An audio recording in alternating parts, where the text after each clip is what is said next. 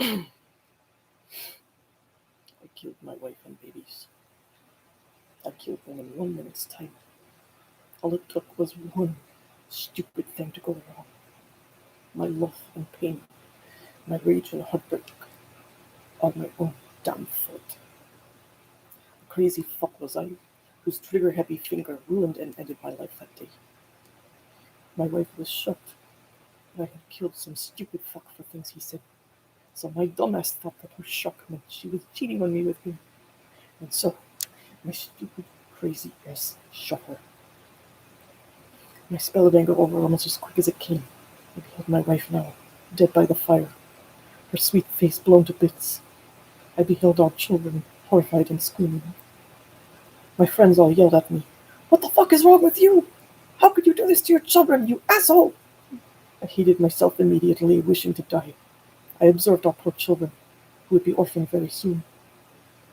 I then thought of all the fucking perverts at the camp who would subjugate my orphan children upon my death. Over my fucking dead body is right. So my comrades and I took them out of their misery quick. I deserved to die alone, and walked to the babbling brook and blew my brains out there. I watched my friends collect our bodies and burn them all together. Not much care was taken to position us in any human way. Dead, contorted flesh and bone, they kicked us like logs into the fire. But I beheld their tears as they treated us this way, pained and angry they were with me. Watching with you and the children as they hid from me behind you, opposite the fire from me. You stood and stared at the fucking mess I had just made of us. You then said something so sweet. I couldn't believe my newly dead ears. You said to me, "I love you, my papa." I knew that this would happen one day. I knew you were sick. I don't blame you, my papa. I forgive you and I love you. My hands to my face. I wept at her words and then ran to her, and the children screamed and ran from me. I didn't blame them and I didn't care. All I cared about in that moment was you. You sweet, sweet thing. You were my religion, our whole living time together. And here on the other side I was met with mercy and love from you. Our children, now terrified of me, we could not be a happy family here. For my wife would not leave our children, and they would not come with me. I would forever chase them with my wife.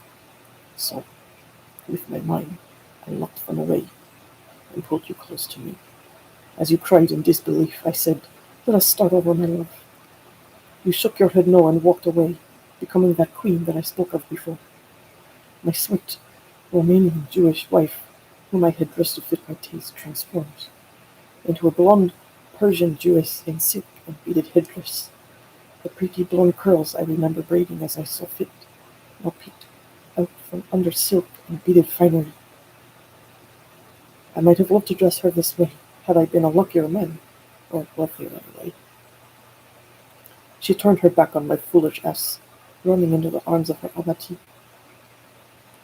I ran after her, tried to pull her from him, till his eyes met mine. Then I stopped. I watched her chide him, and hoped she'd be mine again.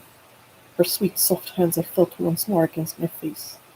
She chided me as well, however gently, it still broke my heart.